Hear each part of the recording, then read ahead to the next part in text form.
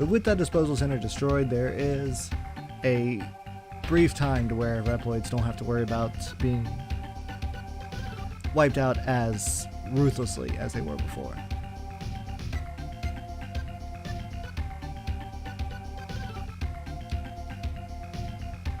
So here is she's just talking about, you know, our home is your home. Please feel free to help yourself. And then she gives you the escape unit. And the escape unit you can use to get out of a mission, but if you use it, then the mission will be considered a failure, and what that means is you won't be able to go back to do the mission. So if the mission actually has something important for you to get at the end, like how that mission had the lightning chip, you could actually end up having to complete the rest of the game without it. So, hey, here we go. It's the guy that we just saved. Can't you tell? That's pretty cool, though, how he mentions that. And we have good old Alouette here, who's commenting on our status. We're Slayer. Oh, a cyber elf that was in Ciel's room went missing. Oh no, wonder where it went. I didn't do it. And hey, we got our buds here that we just saved too. What does this guy say? See, you saved a friend of mine. Thank you so much. So little things like that you know, change the, I guess, outline of this area depending on what you do. I like that. I like that a lot.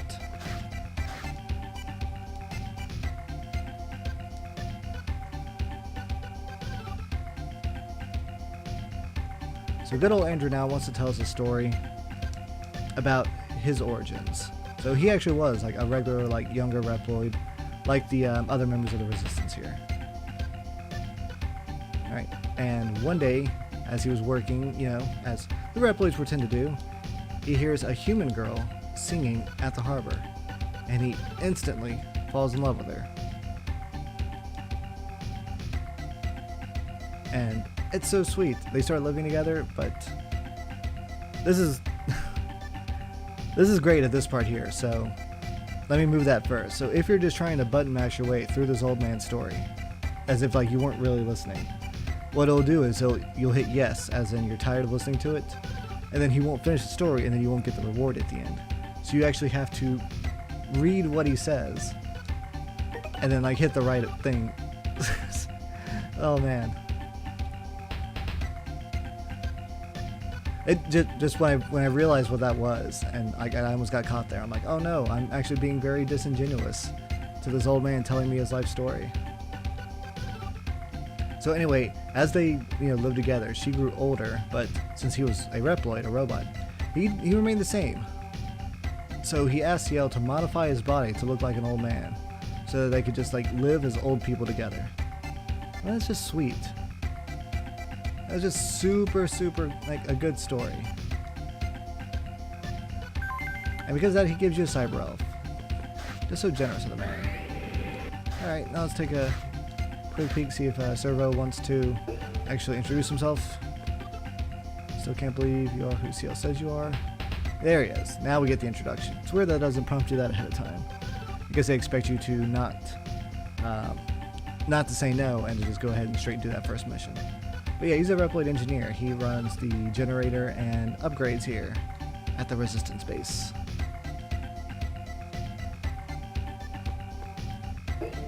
Now we got this guy here. He actually won't let you through because he's actually really hungry and he wants some energy crystals.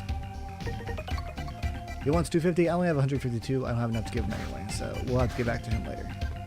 Although he doesn't deserve them. It's fine. It's fine. It's fine. Alright, so let's take a peek into what we've got here. So, back to the Transerver, let's take a look at Cyber Elves. So, Cyber Elves in this game are kind of like collectibles you can find throughout the whole game. A lot of them are in hidden areas, a lot of them you get for bosses. And they're split into 3 different sections. You have your nurse type, your animal type, and your hacker type. Animal types can actually change the way you play, as in they can actually like make your character faster, increase his defense, make him climb faster. Some of the smaller ones let you survive from falling into a pit. Some of these here can slow down time, they can stun enemies. The hacker ones actually change kind of like the way that the screen is. And the nurse types are your kind of like the bigger ones. They are the healing tanks, like extra life you can take with you. Some of them can turn into sub-tanks, some of them can increase your life bar, which I don't know if you know it's not. Not very big. It's not very big there. But as I said before, whenever you use the Cyber Elf's ability, though, they die, and therefore you can't use it again for the rest of the game. Also, if you use one of the long-term lasting Cyber Elf effects, like the one that's like increases your life and such, it will always have a negative effect or like a negative score when you do a mission. So there'll always be like a -5 or a -10 depending on how many you've used to upgrade yourself. Alright, so you can talk to CL, but she just says what she did before. So now we can actually start the missions. So we have the short train, find the shuttle, and retrieve the data. All those are good. However, before we get to the game, there's a little bit of leveling up I want to do on my weapon here. And this part's going to be a bit tedious, so I'll try and just talk about things I like about this game to make up for the difference. So one good thing about this game is that the entire map is like all interconnected. So as you see, even though the previous mission we were teleported to the base or to the disposal site, what you can actually do is actually just walk there.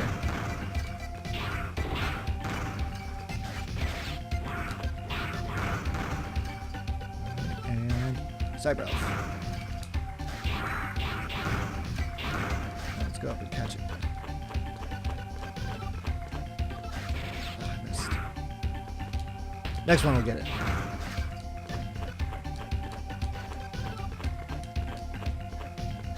There we go. So yeah, some of the Cyber Elves are hidden in some pretty crazy places. And what this part is how I'm going to be leveling up the Z-Saber for a bit. Just until I can get the charged attack. But as you can see, this level up here gives you the spinning slash, and that's going to help out in a few other places too.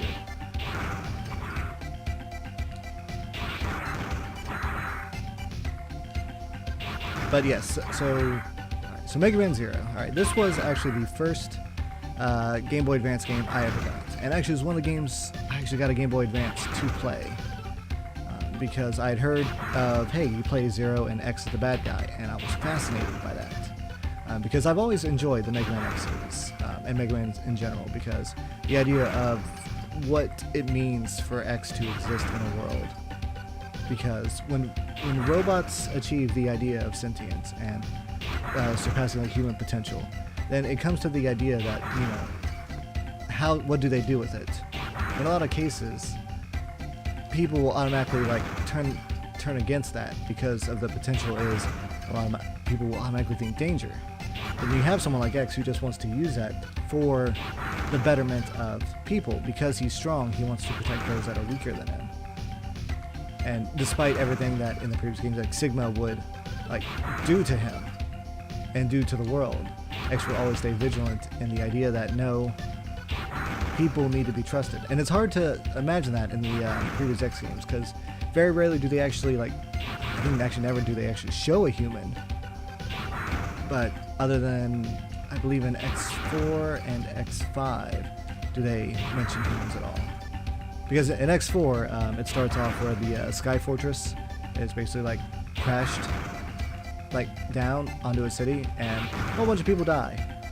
And then in X5, Sigma drops the colony down and causes like a global catastrophe. So those things in themselves, pretty rough. It's pretty rough.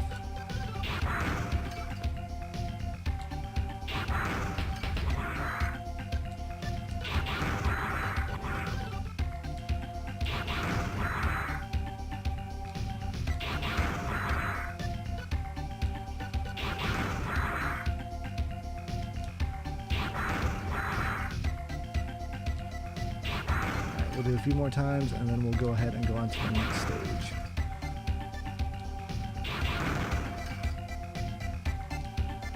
Okay, that's good enough. One thing I do like is the design of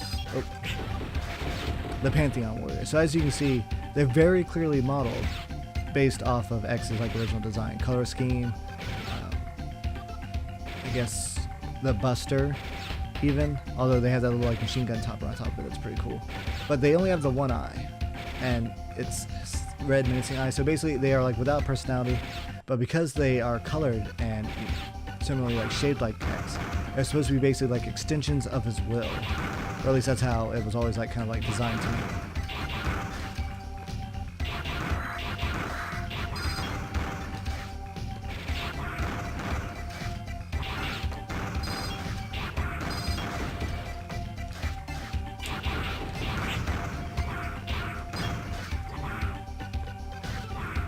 See? They're always so hidden. This one's fun to try and get to, so. You have to kind of take the hit for the team there. I think if you wait a bit, then the Cyber Elf will eventually come down to you. There we go.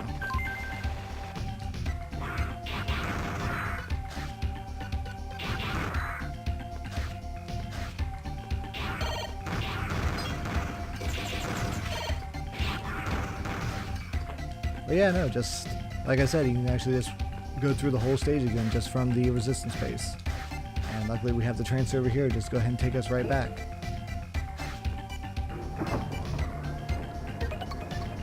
That's right, we can go to the underground laboratory too, but it's not really anything I need to go there as of right now, so now we'll just go back to the resistance base.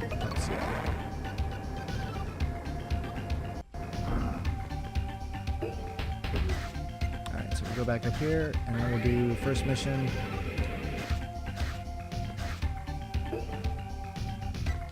Destroy the train. So you're destroying the enemy supply transport to disrupt their supplies, based on a report from the scout. Destroy the train. Easy enough, right?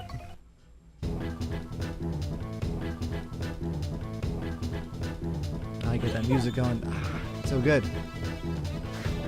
Does the sound actually coming through well? Let me see. Okay. Looks like the sound's going through well. I hope that my voice and the sound is going through well.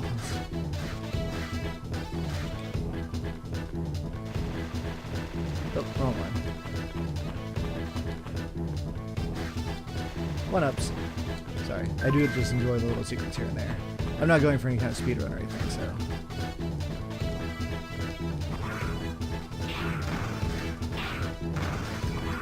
So this is the part where that spinning slash comes in handy whenever you have enemies kind of above you.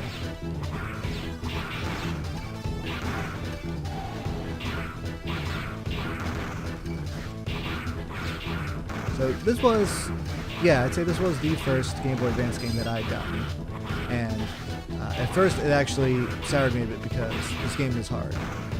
Anyone that tries to start off with this one without having some like previous experience with Megaman games, they're going to have a hard time.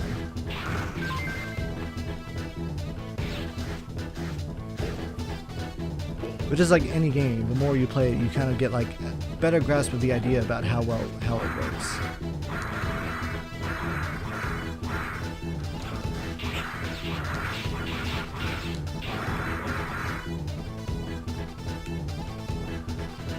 Oh. I forgot how much the charge hit works.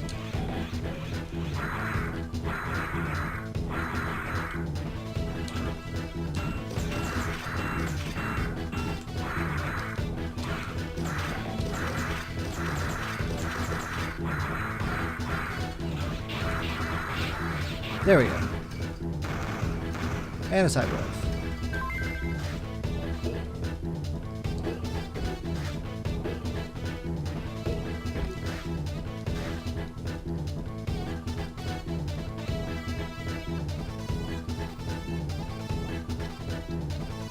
Alright. So, save the Cyber Elf, destroy the train, go and smash some faces. You can do it, Zero.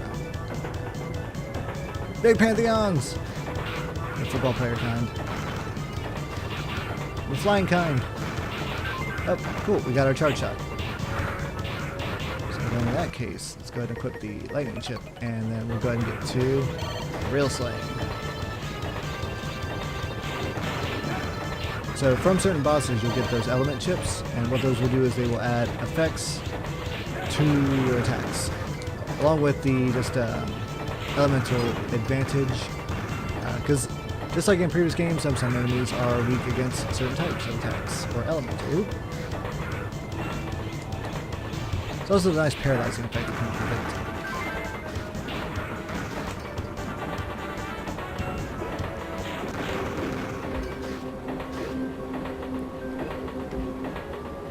Alright, engine room.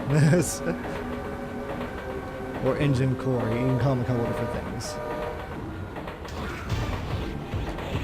But yeah, no. Best thing for this guy is lightning chip, charge chip hit, it just deals so much damage.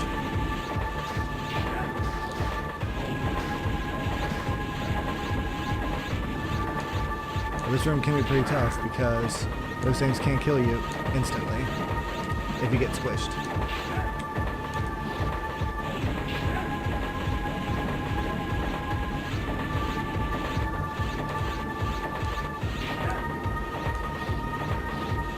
But as long as you place your footing right and you kind of just time your attacks well enough in the charge, then you can get through it with no problem.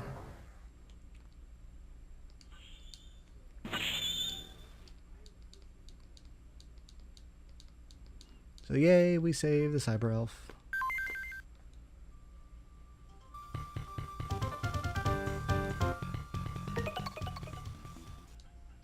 Productive cyber elf has been saved, the enemy supply route has been cut off. She'll learn an awesome ability when she grows up. Raise her with love and care. So that is, let's see if I can actually go to them here. So, here we go. Oop, wrong button. So with the cyber elves, some of the bigger ones here, like Gibber and Mippy. So Mippy says she gives increased vitality. However, she can't do it just on her own. So with cyber elves, they actually, some of them need to be like grown and fed and kind of like raised a bit. So let's take a quick look over to the feed part. So for her to be able to get to the stage where she can use her power, she needs 750 crystals. And only then would you actually be able to like equip her and use her ability to give you like a larger life bar. And if you look at how many cyber elves there are, and a lot of them do need to be fed, it could take you quite a while if you're trying to raise all of them up. But now that we have enough crystals, yeah, here you go, you can have the crystals. He doesn't have anything to give us in return, but that's okay, because we can just walk past him, go into this hidden room here, and cyber elf. You just want to save them all. And well, I've never actually like completed the game where I've gotten like every cyber elf though. A little bit of a personal shame.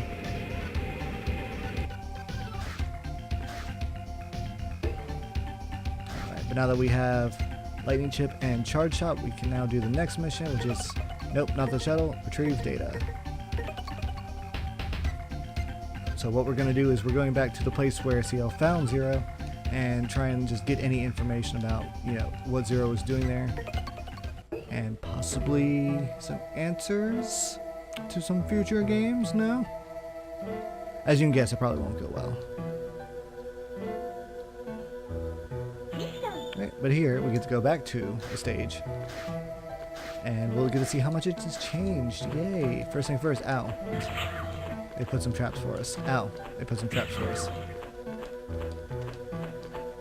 Speaking of traps, those things explode so good. Man, do they hurt. Actually, speaking of traps, oop. Let's see if I can get it. There we go.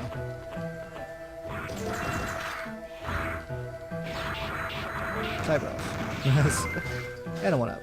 Two good things.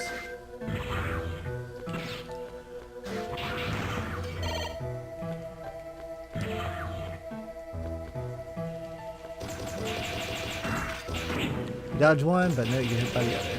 Story of my life. I'm calling shenanigans on that one. That one was a dodge.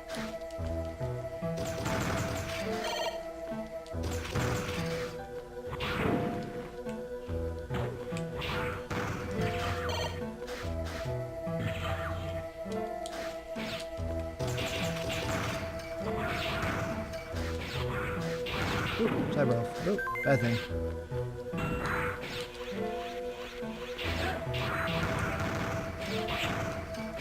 So So you may notice that enemies sometimes seem to drop cyber elves themselves.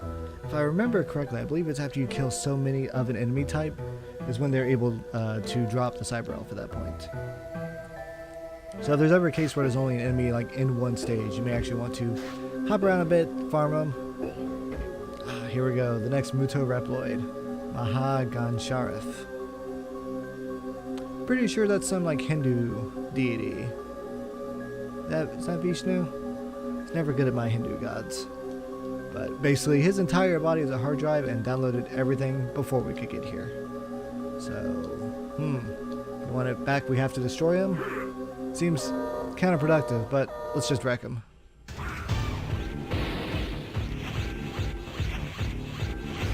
And like any good Mega Man game, lightning weaknesses are so helpful. Oh. He's going all Street Fighter on us. He's even throwing the sonic booms. Oop. And then, yep. So that like cut animation only occurs from 0 to 0. Hello, Will. Thank you for coming in to the show.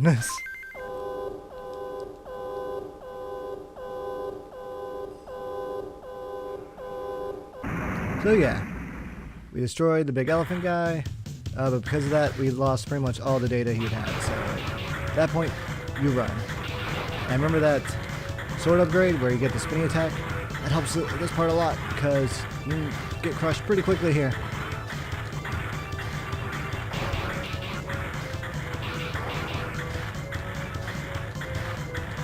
What's great is that they do take all the enemies out of the way, so you don't actually have like any extra obstacles.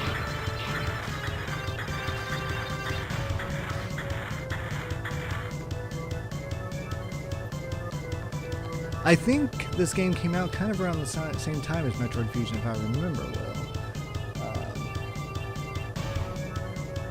Oh yeah, no, the kind of like the banner, the wallpaper, is the cover of the Mega Man Zero official complete works book, which is the art book for it, which is a fantastic get, because it's not one that they've like reprinted like they did the regular Mega Man and Mega Man X ones.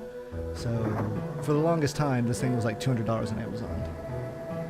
But the book has like fantastic art. The artist, if I can remember, let's see, Toru Nakayama. He did the art for the first 4 Mega Man Zero games, and was with NT Creates, but then he left to become a freelance artist. I don't think he's done much since then. But his art style is great, and I think it also influenced a lot of NT Creates like future works down the line.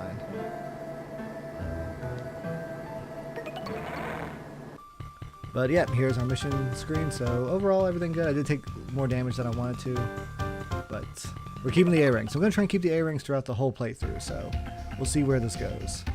But as far as the actual mission objective, any data we got was worthless. But what we can do is we can get some new weapons out of it. Yes!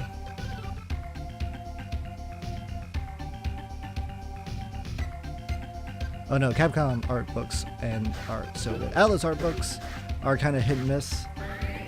They're good. I wish they had more interviews. I've got the Persona 3 one, and although the art on it is great, there's also like a lot of just white space on the sides, and it's like, So after you do that mission of retrieve the data, you can go ahead and start getting the other 2 weapons you'll need for the rest of this game.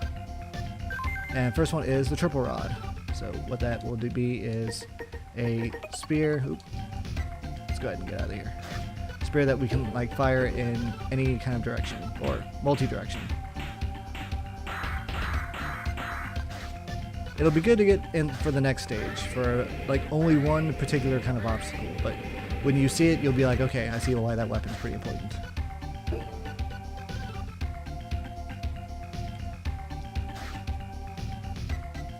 Alright, so we'll go ahead to the mission. So let's see, we could do Occupy Factory. We're not doing Rescue Coldware because that one comes much later. For, I think, story beat purposes, I think it's better to be done later. Let's see, Factory or the Shuttle? Factory or the Shuttle? We'll do Factory. Only because I like doing the Factory. It's got a fun boss. So, stock of energy is running low. So, use this abandoned factory, we can generate the energy, but the boss guarding factory is too strong for us to gain control.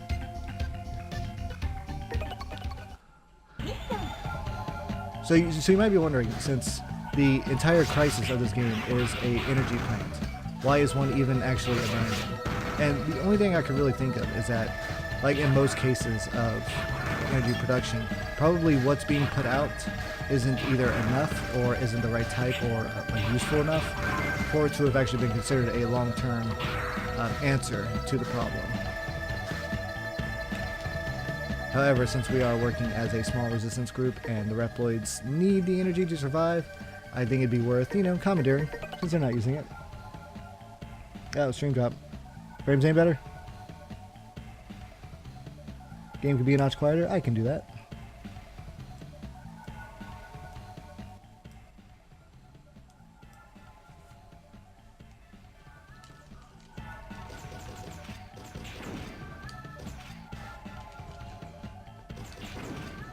So this way I'm taking into the factory is actually quote-unquote a secret way.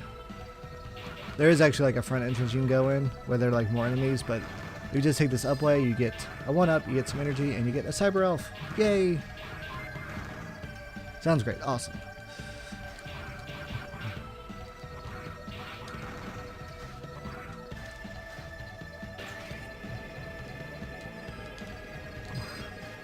What I find always crazy about like the idea that the Reploids like need like energy to function regularly. It always seems crazy that almost by the way like X and Zero are designed, it's almost as if they're designed to be less energy wasteful and yet still produce like higher outputs of like strength and abilities. And I wonder if that's just one of those things where, when the original is made, it's made to be... come up here, Cyber Elf. They were made too good, like they almost kind of like lost the plan. It's kind of like, that would be an apt comparison. Like Konami and Silent Hill, they just lose the original plans. And at that point they can only just like try and make like facsimiles.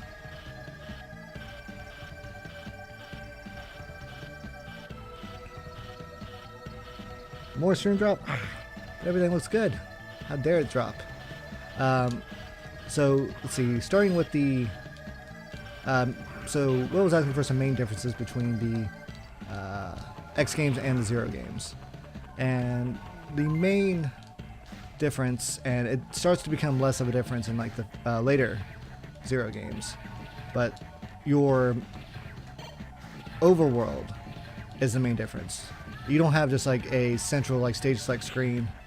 You have a area where it's like, okay, here is your base, and then we'll be sending you to different areas, but they're actually all connected to the same like overworld.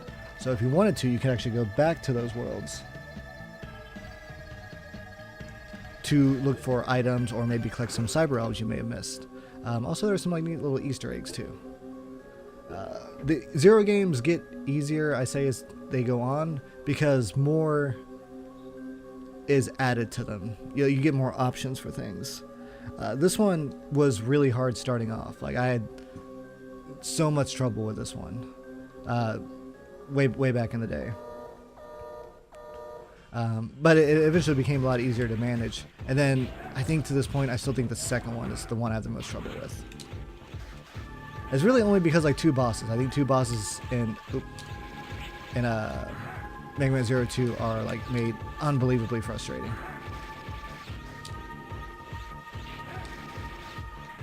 So here we just have like Dragon Core, and it's super cool. You can destroy the heads.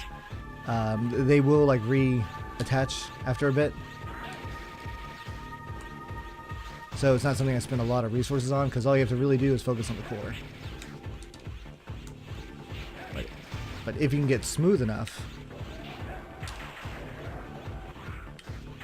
then you can hit it without getting hit by those machine guns.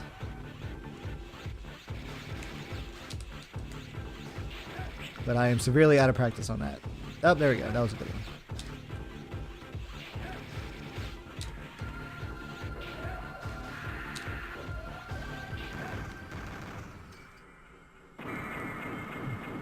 Also, something that the Zero game had that the other games didn't, is that if a mission is considered a failure, as in you go through all of your lives, and then you basically quit the mission or use your escape unit, the mission is deemed a failure, and then you are no longer able to do that mission again. So in the instance of this one, if I had escaped, I would not be able to get this fire chip at all for the rest of the game.